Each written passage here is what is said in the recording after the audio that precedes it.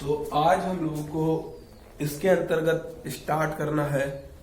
तो हम लोगों ने कोशिका की मौलिक इकाई का कुछ इतिहास पढ़ लिया था कि कौन कौन से वैज्ञानिकों ने क्या क्या खोजा है और कुछ उनके बारे में अपने जो है मत प्रस्तुत किए थे। अब क्या करना है, हम लोगों को इसी क्रम में इस चैप्टर के आगे हमें बढ़ना है। तो इस चैप्टर में अगली बात दी हुई है कि कोशिका की आकृति और जो आकार है ये किस तरीके के होते हैं। तो हम लोग क्या करेंगे, एक दो कुछ कोशिकाओं की आकृति और आकार को क्या कर लेंगे, यहाँ पर पढ़ करके याद कर लेते हैं। तो हेडिंग हमारी रहेगी कोशिका की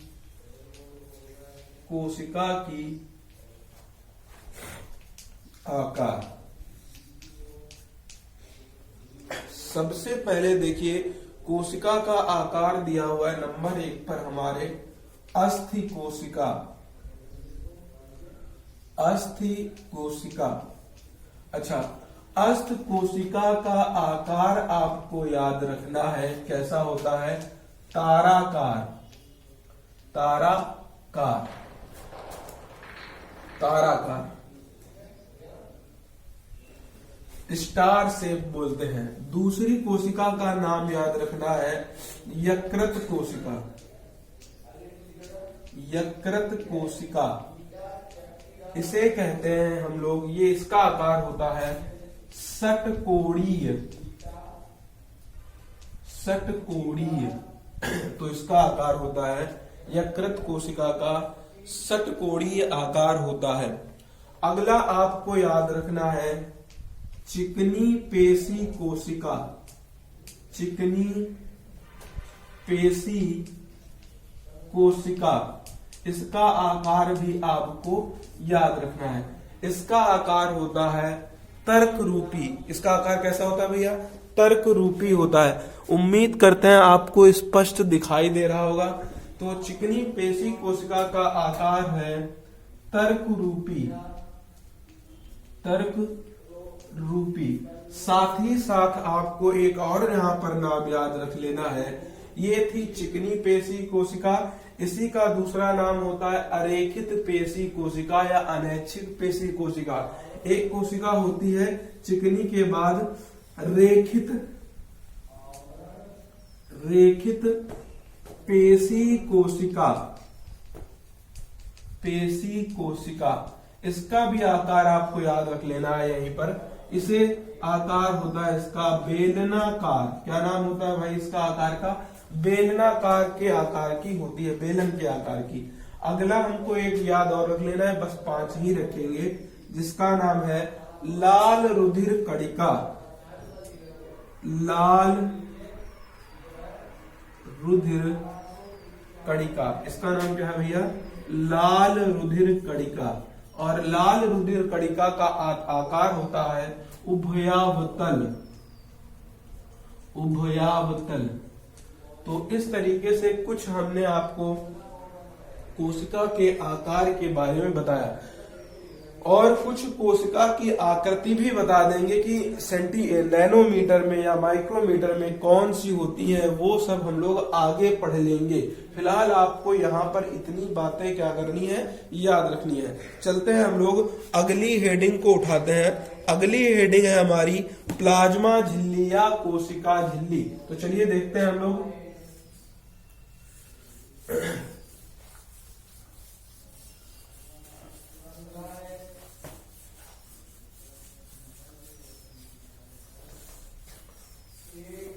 अगली हेडिंग है हमारी प्लाज्मा झिल्ली या कोशिका झिल्ली के नाम से जानते हैं।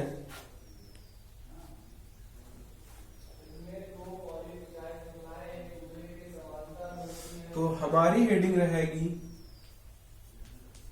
प्लाज्मा झिल्ली या कोशिका झिल्ली। या कोशिका झिल्ली। सबसे पहले इसके बारे में याद रखेंगे ये किससे मिलकर के बनी होती है। तो आपको याद रखना है ये लिपिड और प्रोटीन से मिलकर के बनी होती है। तो नंबर 1 पॉइंट हो जाएगा, यह लिपिड और प्रोटीन से मिलकर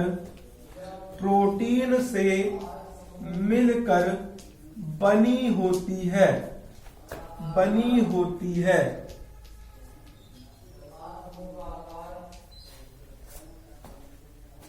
यह लिपिड और प्रोटीन से मिलकर के बनी होती है।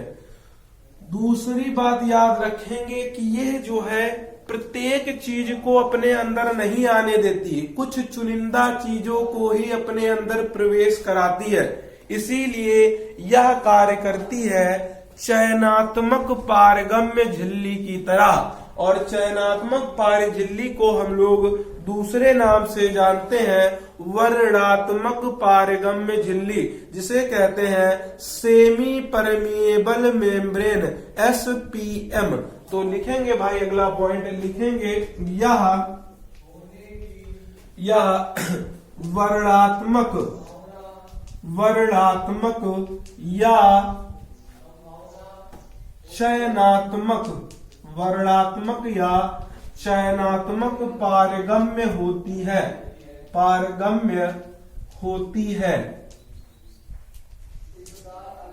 या चयनात्मक या वर्णात्मक पारगम्य होती है।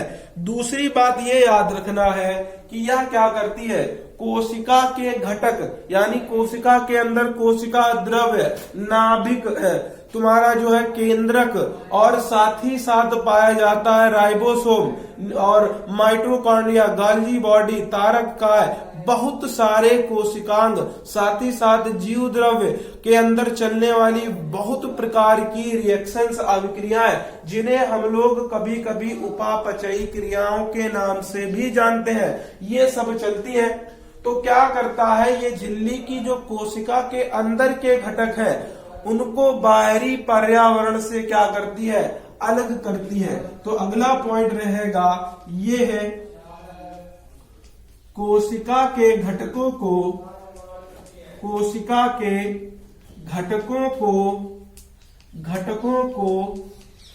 बाहरी पर्यावरण से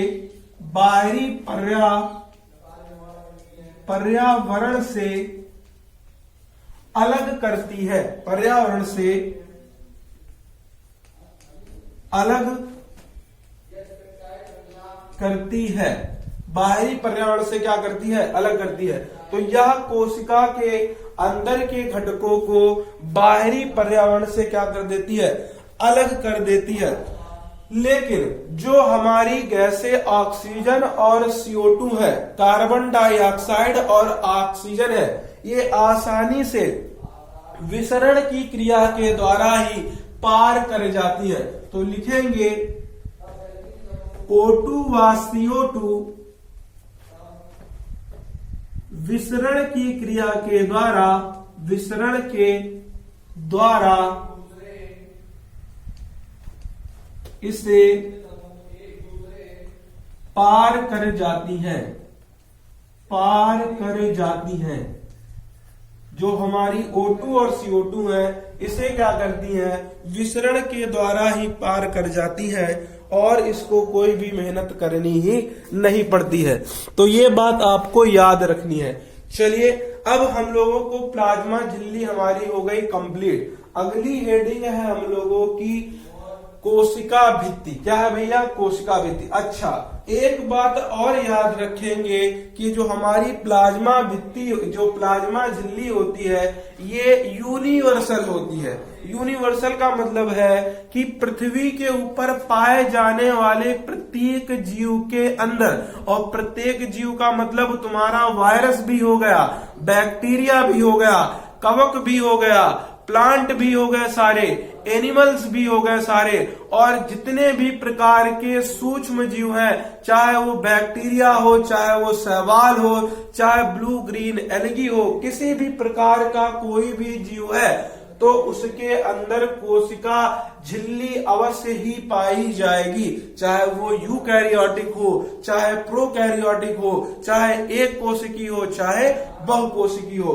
यानी कोशिका झिल्ली, जिसे हम लोग प्लाज्मा झिल्ली के नाम से जानते हैं, ये एक सार्वत्रिक यूनिवर्सल झिल्ली है। प्रत्येक जीव के अंदर ये पाई जाती है, चाहे जंतु हो चाहे प्लांट हो। तो अगला पॉइंट ये भी हम लोग लिख लेंगे कि प्लाज्मा झिल्ली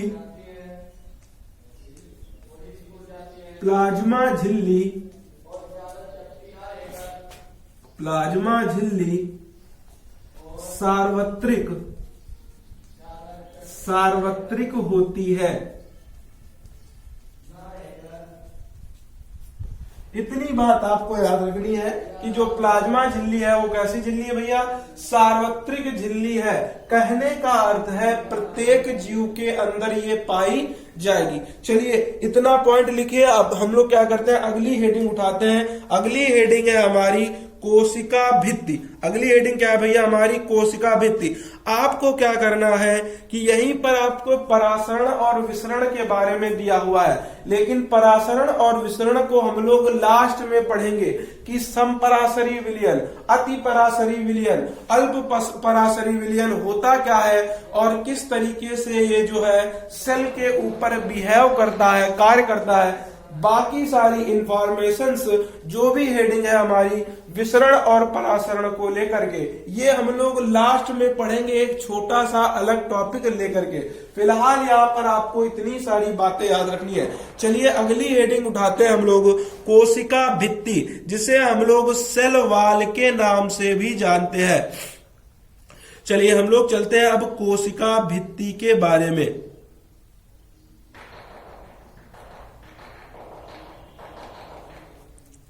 अगली हेडिंग है हमारी कोशिका भित्ति।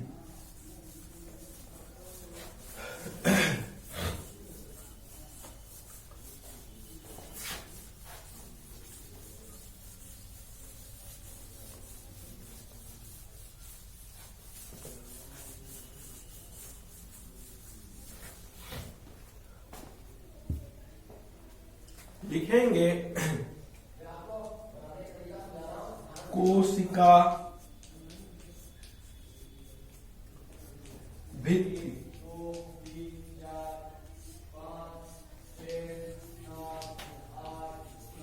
सेल वॉल कही जाती है। अच्छा, पहले नंबर पर ये जान लेंगे कि कोशिका भित्ति किनमें पाई जाती है और किनमें नहीं पाई जाती है। तो याद ये रखना है कि कोशिका भित्ति जंतुओं के अंदर नहीं पाई जाती। ये किसके अंदर पाई जाती है? पादप के अंदर पाई जाती है, फंजाई के अंदर पाई जाती है, बैक्टीरिया के ऊपर पाई जाती है, और बहुत सारे जीव हैं जैसे हमारा यूग्लिना हुआ, स्लाइमोल्ड्स हुए, और बहुत सारे होते हैं लाइकेन्स हुए, इनके ऊपर पाई जाती है। लेकिन आपको ये याद रखना है जंतुओं के ऊपर यह नहीं पाई जाती है। तो सबसे पहली बात लिखेंगे, यह जंतुओं में नहीं पाई जाती है।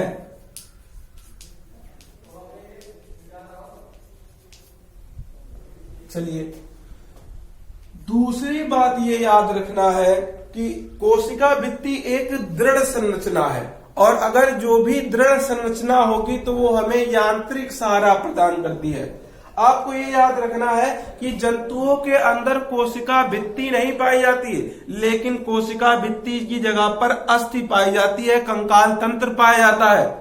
वही बात करें प्लांट के अंदर, तो प्लांट के अंदर कोशिका भित्ति पाई जाती है, लेकिन कंकाल तंत्र नहीं पाया जा सकता है। तो हम लोग ये कह सकते हैं कि जंतुओं के अंदर यांत्रिक सहारा देने का कार्य करता है कंकाल तंत्र, लेकिन कोशिका के ऊपर कोशिका भित्ति नहीं पाई जाती। और इसी तरह बात करें अगर पौधों के अंदर, तो पौधों के अंदर कंकाल तंत्र नहीं पाया जाता, लेकिन कोशिका के ऊपर चढ़ी होती है कोशिका भित्ति, और कोशिका भित्ति कोशिका को क्या करती है, प्लांट को क्या करती है, यांत्रिक सहारा देने का कार्य करती है। अर्थात हम लोग ये कह सकते हैं कि जब प्लांट के ऊपर कोशिका भित्ति चढ़ी होती है तो प्लांट को जब हम लोग छूते हैं तो हमें कठोर महसूस होते हैं, टाइट महसूस होते हैं। लेकिन यदि आप किसी भी जंतु को छुए तो आपको उनका शरीर टाइट नहीं, पुलपुला महसूस होगा, तन्य महसूस होगा, लचीला, फ्लेक्सिबल, मुलायम महसूस होता है। अर्थात कहने का मतलब ये है कि जंतुओं के ऊपर कोशिका भित्ति नहीं पाई जाती, इसलिए इनका शरीर मुलायम होता है, जबकि प्लांट के ऊपर कोशिका भित्ति पाई जाती है, इसीलिए जो प्लांट का शरीर होता है कठोर और खुरदरा होता है। अर्थ आप समझ गए होंगे। अब आपको बात ये याद रखनी है कि जो हमारा प्लांट है, पादप है, पादप के अंदर पाई जाने वाली कोशिका भित्ति किस केमिकल की बनी होती है, किस रसायन की बनी होती है। तो आपको याद ये रखना है कि प्लांट के अंदर पाई जाने वाली कोशिका भित्ति सेल्यूलोज की बनी होती है, और कवक के ऊपर पाई जाने वाली कोशिका भित्ति काइटिन की बनी होती है, और बैक्टीरिया के ऊपर पाई जाने वाली कोशिका भित्ति पेप्टिडोग्लाइकन की बनी होती है। काहे की बनी होती है भैया? पेप्टिडोग्लाइकन की बनी होती है। और आपको ये भी पता होना चाहिए जो हमारे शैवाल हैं, एल्गी है, एल्गी के ऊपर जो कोशिका भित्ति पाई जाती है, कोशिका आवरण पाया जाता है, वो बना होता है गैलेक्टेंस, मैनन्स, सिलिका, कैल्शियम कार्बोनेट। 4 चीजों का बना हुआ मिक्सचर शैवाल के ऊपर चढ़ा होता है। नाम होता है उनका गैलेक्टेंस, मैनन्स, सिलिका, कैल्शियम कार्बोनेट। अगर आपको अत्यधिक इंफॉर्मेशन बताई जाए तो इसी तरह एक युगलीना होता है। युगलीना के ऊपर जो लेयर पाई जाती है वो बनी होती है पेलिकल की प्रोटीन। काहे की प्रोटीन होती है भैया? पेलिकल प्रोटीन की कोशिका भित्ति बनी होती है। यदि आपसे कोई पूछे जंतुओं के ऊपर पाई जाने वाली कोशिका भित्ति काहे की बनी होती है, तो आप कहेंगे कि जंतुओं के ऊपर जो कोशिका भित्ति होती है वो उपस्थित ही नहीं होती है, इसलिए वो किसी भी प्रकार के केमिकल से नहीं बनी होती है। दूसरी बात, जो हमारी कोशिका भित्ति होती है, जो प्लांट और किसी भी जीव के ऊपर कोशिका भित्ति पाई जा रही है, ये पूरी तरीके से पारगम्य होती है। यानी कोई अच्छी चीज हो या खराब चीज हो, हर एक चीज को अवशोषित कर लेती है। जैसे आपने देखा होगा, अगर हम किसी लकड़ी के टुकड़े को पानी में भिगोते हैं तो पानी में थोड़े समय के बाद वो लकड़ी का टुकड़ा सारे पानी को अवशोषित करके फूल जाता है, अपना वजन बढ़ा लेता है, अपने आकार में प्रसार कर लेता है। कहने का अर्थ यह है कि जो हमारी कोशिका भित्ति है, लकड़ी का टुकड़ा है, ये पानी को अवशोषित करता है, इसके लिए पारगम्य है। अगर हम दूसरी शब्दों में ये बात कहना चाहें कि मान लीजिए इसी लकड़ी के टुकड़े को उठाकर हम दूध के द्रव में डाल दें, तो होता क्या है? वो देखा गया कि लकड़ी का टुकड़ा दूध को भी अवशोषित कर लेता है। यदि लकड़ी के टुकड़े को उठा करके हम लोग किसी और द्रव में, मान लीजिए तेजाब के अंदर डाल दिया जाए, तो वो तेजाब को भी अवशोषित करने लगता है। अर्थ ये है कि जो हमारी कोशिका भित्ति है वो पूरी तरह किसी भी द्रव के लिए पारगम्य है, पूरी तरह परमिएबल होती है, चाहे वो अच्छी चीज हो चाहे वो हमारी खराब चीज है। तो हम लोग अगला पॉइंट लिखेंगे भैया कि कोशिका भित्ति, अगला पॉइंट लिखेंगे कोशिका भित्ति प्रत्येक वस्तु के लिए, प्रत्येक वस्तु के लिए कोशिका भित्ति प्रत्येक वस्तु के लिए पारगम्य होती है, पारगम्य होती है। अगली बात आपको याद रखनी है कि किन किन चीजों के अंदर कोशिका भित्ति पाई जाती है और काहे काहे यानी किस किस प्रकार के रसायन से मिलकर बनी होती है। चलिए हम लोग जल्दी से यहां पर लिख लेते हैं। तो लिखेंगे प्लांट के अंदर, प्लांट के अंदर सेल्यूलोज से, बैक्टीरिया के अंदर पेप्टिडोग्लाइकन से,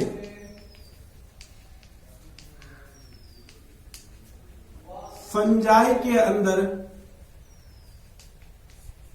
काइटिन की, एल्गी के अंदर गैलेक्टेंस,